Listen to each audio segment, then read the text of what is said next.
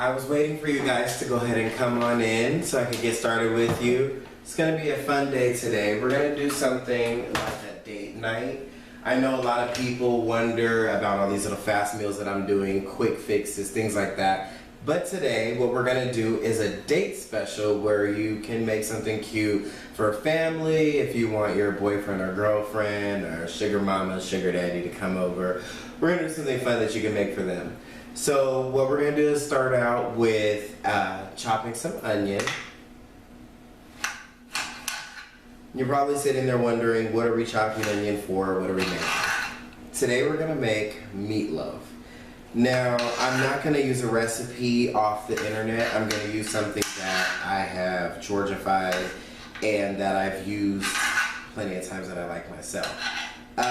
If you go to the store and you were to get a package of meatloaf mix, all it is just a bunch of seasonings that they think formulates a meatloaf. So I'm gonna do my own for you guys. We're just gonna chop up some onions to some nice pieces. Don't want them too big.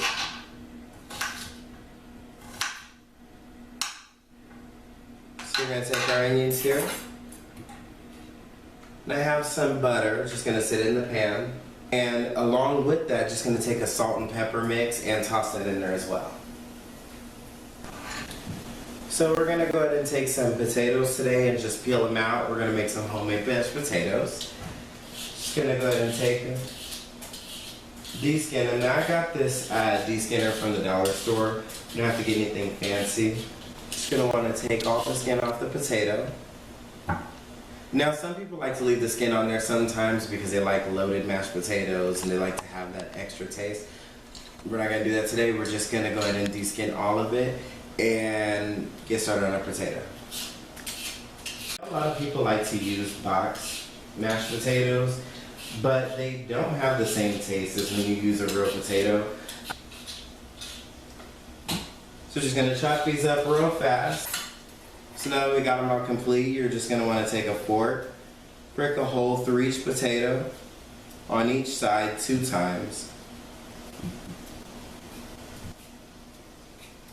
Now when we put these potatoes in the boiler here, we're only gonna leave them in for about 20 to 25 minutes. You can check them every so often periodically just to see if they're cooked through or not, and just kind of go according to how your potatoes are. It depends on the size, whether they're big or small. Got our potatoes started, covered. I have it on about 9 so it doesn't overboil. Gonna let that sit. Our onions are still sauteing. We're just gonna grab our ground beef and we're gonna get started on our mix for our meatloaf. Now here I have a mix of a Dijon mustard, about a ½ teaspoon, and then I have garlic salt, lawrys seasoning salt, and parsley. Just gonna wanna take that and scatter it around. May not use all of it. Also gonna take 2 eggs, 2 large eggs that I have whisked already together. Just gonna put that in there. Now the eggs, that's used to hold it together. Take about 2 tablespoons of Worcestershire sauce.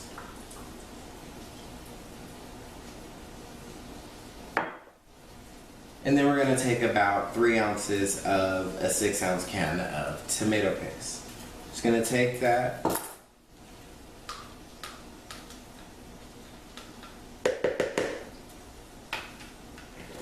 Just use your bare hands.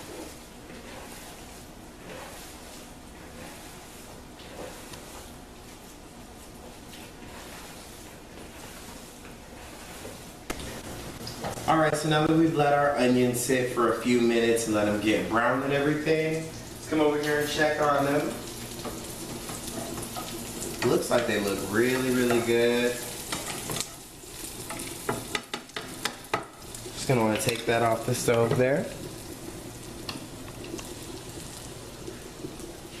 You're just gonna want to toss that into your meatloaf. Take your meatloaf mix and mix it around again.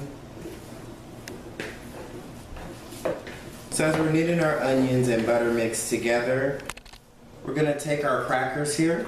You're just gonna wanna mash them up. This is about a ½ cup of crackers, which is about a half a package that comes in the 4-pack of a saltine.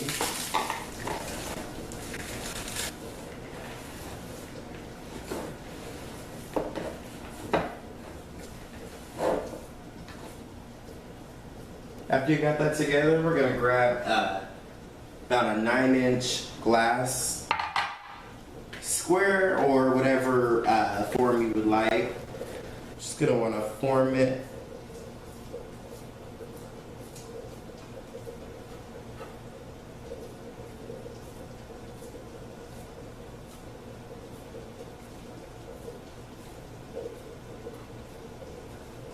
Into like almost a loaf of bread. Do you get it like that? What you're gonna want to do is just cover it up, sit it in the oven. I have mine set to about 400 and just let it bake for about an hour.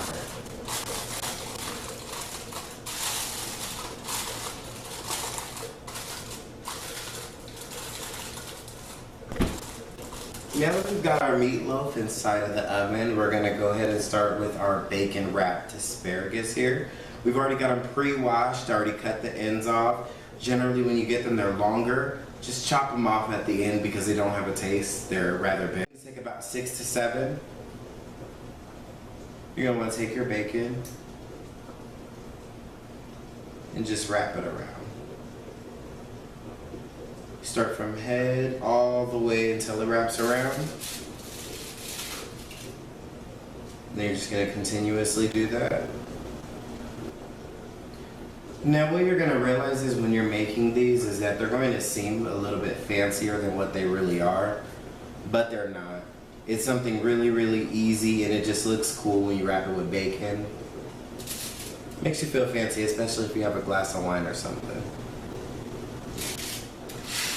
So now that you've got that laid out, what we're going to do is over here, we're going to start preheating our pan. You're going to start preheating your pan and take about a whole stick of butter. Here we're going to take a half a cup of brown sugar. Just going to want to drop that into the pan as well. And then we've got some soy sauce here that we're going to take. Put this into the pan. It's about 2 tablespoons. I'm going to eyeball it. Just going to want to mix it up. Now this is going to formulate a sauce that we're going to pour over our bacon wrapped asparagus. So you're just going to want to let the butter melt. And as that's happening, you might want to grab some salt and pepper to toss in there. Just give it a little extra flavor. Just going to want to mix it up, let that melt. Over here we'll check on our potatoes. Seems like they're about ready, so we're going to get them taken out. Our potatoes over here, we're just going to take them now that they're drained and just set them into a bowl. Now that we got that going, it's been about 3 to 5 minutes. We're going to go ahead and take our sauce off, our brown sugar mix with our butter and soy sauce. Let that, like I said, it's been about simmering for 3 to 6 minutes. I'm just going to pour that over each piece.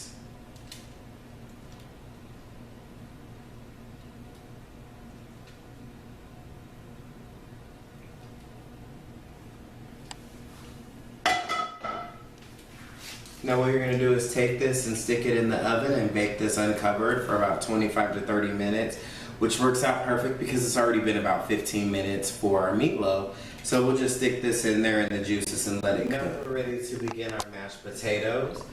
We have about 6 of them already drained and they're not blended or anything yet. We're going to take about a whole stick of butter. I just want to put that in there. Now with my milk, I have about a cup here, but I may not use it all, it just depends. So I'm just going to put a little bit in there. I'm going to take and mix it.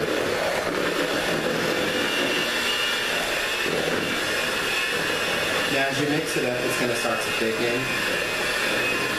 And then from here you can kind of eyeball and see if you want to add some more milk or not.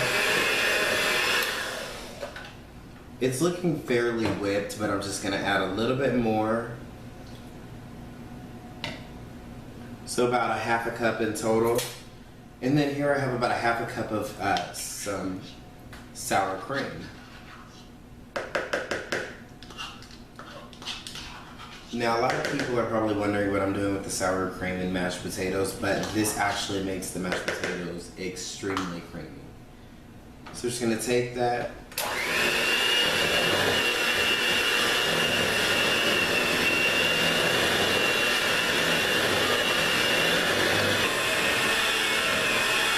So after you've got your final mix in, just gonna wanna take that out and just remove it over to a baking dish.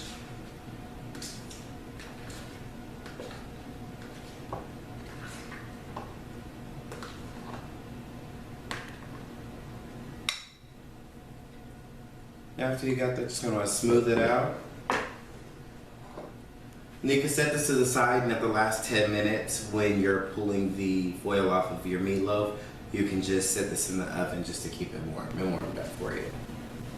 Alright, now that we've got our meatloaf in the oven and we have our mashed potatoes set aside, we're gonna make a little drizzle sauce that's gonna go over our meatloaf, and it's gonna be extra scrumptious. Just gonna take a fresh lemon and cut it in half. And then we have the other half, the other 3 ounces of the 6-ounce can of tomato paste that we used earlier for our meatloaf. Just gonna put that in there. Here we have about 2 tablespoons of brown sugar. Then just go back with this lemon that we have here. You're just gonna want to squeeze all the juice in there. Just gonna mix that up.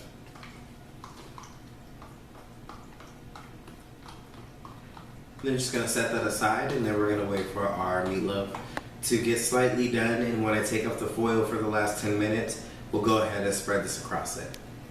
So when you come back, we'll have that ready for you.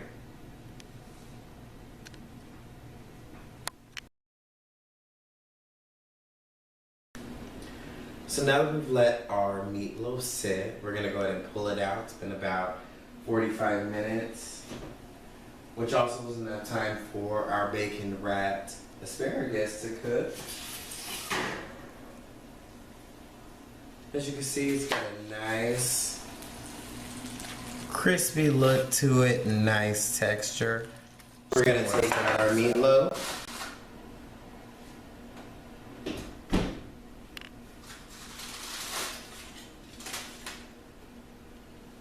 Now what you can do so that you can check it to make sure that it's done, you can just slice a little piece through here. As you can see in my little loaf here, I kind of cut a little middle piece to see if it was pink or anything. It's already ready to go. Then we'll take our mixture here. You're just going to want to distribute it throughout. Now after you've covered it with all that your mix permitted you to put on top of your meatloaf, you're just going to want to pick it back up and set it back in the oven for about 10 minutes. We got that set in the oven. Just give me about a few minutes. We'll go ahead and come back and have everything put on a plate for you and see how it came out.